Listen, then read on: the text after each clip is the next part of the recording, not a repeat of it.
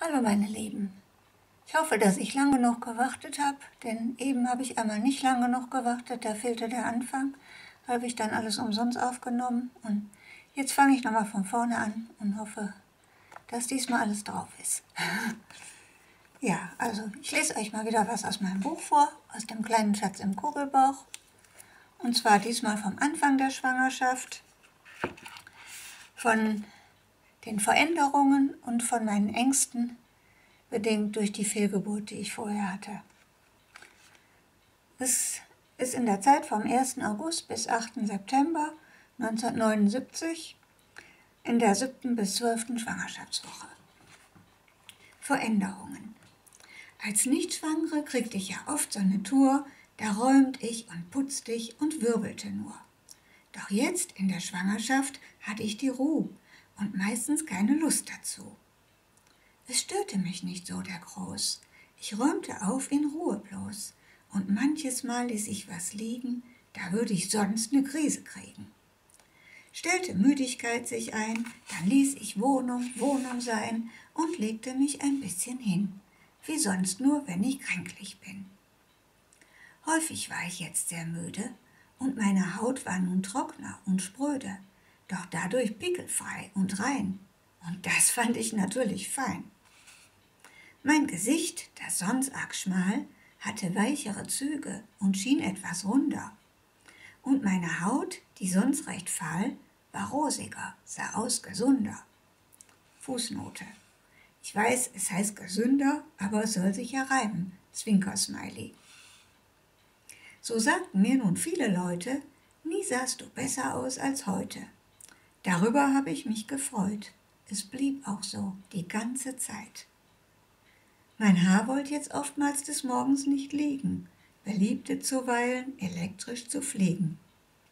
Am Ringfinger, wo ich den Ehering verfärbte die Haut sich oft schwärzlich rundrum.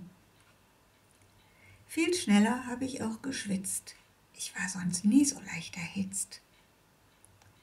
Und außerdem musste ich vermehrt zur Toilette, gelegentlich auch mal des Nachts aus dem Bette.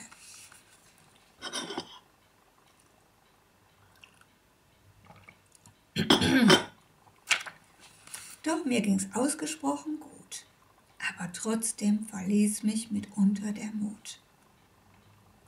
Hatte ich nen Schmerz im Rücken, im Bauch ein Ziehen oder Drücken, fuhren wir mal mit nem Ruck durch ein Schlagloch, kam stets die Angst, die in mir hochkroch, die Angst vor einer Fehlgeburt, die manchmal zu nem Albtraum wird.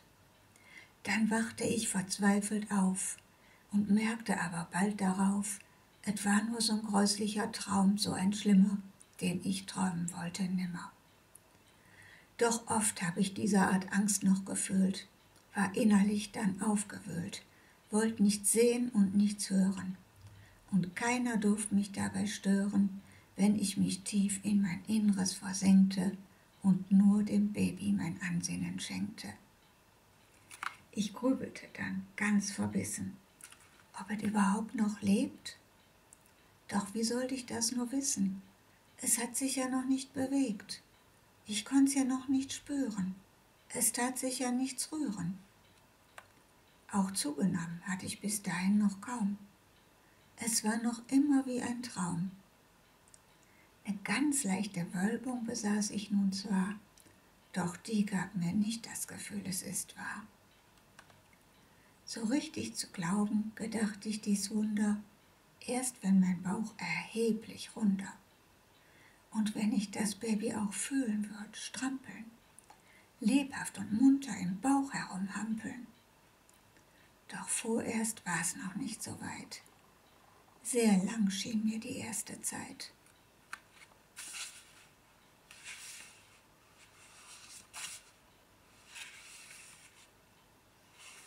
Na, damit es noch wieder ein bisschen fröhlicher wird, habe ich jetzt mal 2 Seiten überschlagen und lese euch noch was anderes vor. Vom 10. September 1979 in der 13. Schwangerschaftswoche. Zur Vorsorge Nummer 2 musste ich heute.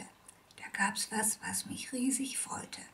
Auf die Couch sollte ich mich legen, leis sein und auch nicht bewegen. Dann hat der Arzt, der noch nicht alt, eine Art Gelee, das war sehr kalt, mir seitlich aufs Bäuchlein gespritzt und verschmiert und achtsam ein Gleitgerät drüber geführt. Während dieser Glitschaktion erklärte er mit leisem Ton, er sei auf der Suche nach Babyleins Herz. Ich dachte erst, es wäre ein Scherz.